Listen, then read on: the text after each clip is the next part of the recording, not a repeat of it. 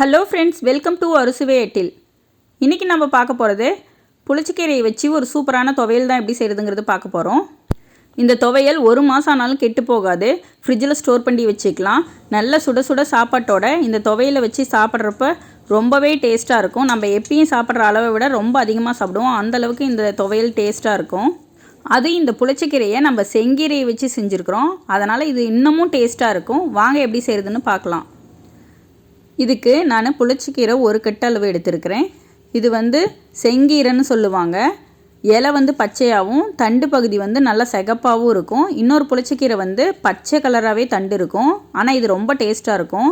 இலையை மட்டும் நம்ம இதுக்கு கிள்ளி சுத்தம் பண்ணி எடுத்துக்கலாம். இதுக்கு ஒரு பாத்திரத்தை வச்சுக்கலாம். பாத்திரத்தில் 3/4 கப் அளவு மட்டும் தண்ணி சேர்த்துக்கலாம். தண்ணி ரொம்ப சேர்த்தக்கூடாது. தண்ணி நல்லா கொதி வந்த பிறகு நம்ம ஏற்கனவே சுத்தம் பண்ணி வச்சுருக்கிற கீரையை இதோடு சேர்த்துக்கலாம்.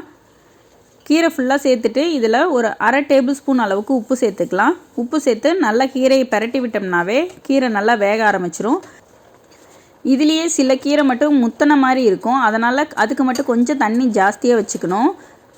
இப்போ நல்லா பரட்டி விட்டோம்னா இதே தண்ணி விட்டு வேக ஆரம்பிச்சிரும். தண்ணி ரொம்ப சேர்த்திட்டோம்னா கீரை டேஸ்ட்டு நல்லா இருக்காது, அதனால் தண்ணி கச்சிதமாக வச்சு வேக வச்சுக்கலாம். இந்த தண்ணி நம்ம வேஸ்ட் பண்ண மாட்டோம், இதை சுத்தமாக வேக வச்சு அப்படியே தான் அரைக்க போகிறோம்.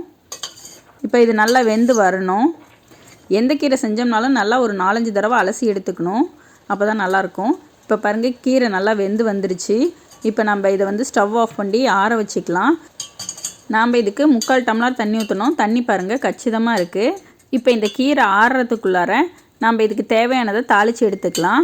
இதுக்கு ஒரு கடாய் எடுத்துக்கலாம். கடாயில் 3 டேபிள் ஸ்பூன் அளவுக்கு நல்லெண்ணெய் சேர்த்துக்கலாம். நல்லெண்ணெய் சூடான பிறகு பெருங்காயம் கொஞ்சமாக போட்டுக்கலாம். சீரகம் 1/2 டேபிள் ஸ்பூன், கொத்தமல்லி 1/2 டேபிள் ஸ்பூன், மிளகு 1/2 டேபிள் ஸ்பூன், இதெல்லாம் போட்டு நல்லா பொரிஞ்சு வரட்டும். பொரிஞ்சு வந்த பிறகு இதோட 6 அல்லது 7 வரமிளகா, ஒரு கொத்து கருவேப்பிலை கிள்ளி சேர்த்துக்கலாம். வரமிளகா உங்களுக்கு காரம் ஜாஸ்தி வேணும்னா இன்னும் 2 கூட சேர்த்துக்கலாம். நான் ஒரு 7 மிளகா சேர்த்துருக்குறேன். ஒரு கொத்து கருவேப்பிலை சேர்த்து நல்லா வதக்கிக்கலாம். இதோட ஒரு சின்ன கட்டி பூண்டை தோல் நீக்கிட்டு தட்டி சேர்த்துருக்குறேன். இது ஒரு 10 பல் பூண்டு இருக்கும். இந்த பூண்டு நல்லா செவந்து வர அளவுக்கு வதக்கி எடுத்துக்கணும். அப்போ தான் இந்த கீரையோடு சேர்த்து நம்ம அரைச்சி எடுக்கிறப்ப நல்லா வாசமாக டேஸ்ட்டாக இருக்கும். 1/4 சைஸு பெரிய வெங்காயத்தை பொடியாக கட் பண்ணி இதோடு சேர்த்துருக்குறேன். நீங்கள் பெரிய வெங்காயத்துக்கு பதிலாக சின்ன வெங்காயம் ஒரு 10 வெங்காயம் தோல் நீக்கிட்டு தட்டி சேர்த்தனா இன்னும் டேஸ்ட்டாக இருக்கும். இது நல்லா வதங்கி வந்த பிறகு இதோட ஒரு சின்ன சைஸ் தக்காளியை சேர்த்துக்கலாம். இதை பொடியாக கட் பண்ணி இதோடு சேர்த்துக்க போகிறோம். ஒரே ஒரு தக்காளி சேர்த்தனாவே இது கரெக்டாக இருக்கும். ஏன்னா புளிச்சக்கீரை லைட்டாக புளிச்ச மாதிரி இருக்கிறதுனால தக்காளி அதிகம் சேர்த்துணுங்கிறது இல்லை. ஒரு தக்காளி சேர்த்து நல்லா வதக்கி விட்டுக்கலாம். இதோட 1/2 டேபிள் ஸ்பூன் உப்பு சேர்த்துக்கலாம். நம்ம ஏற்கனவே கீரையிலையும் ஒரு 1/2 டேபிள் ஸ்பூன் உப்பு சேர்த்துருக்குறோம், அதனால் அரைக்கிறப்ப தேவைன்னா கொஞ்சமாக உப்பு சேர்த்துக்கலாம், இல்லைன்னா இதே கச்சிதமாக இருக்கும். இப்போ இது நல்லா வதக்கி விட்டுக்கலாம். இந்த தக்காளி நல்லா மசிஞ்சு வதங்கி வரணும். இப்போ தக்காளி நல்லா வதங்கிருச்சு. இந்த அளவுக்கு வதங்கினா கச்சிதமாக இருக்கும். இப்போ பாருங்கள், இது நம்மளுக்கு கரெக்டாக இருக்குது.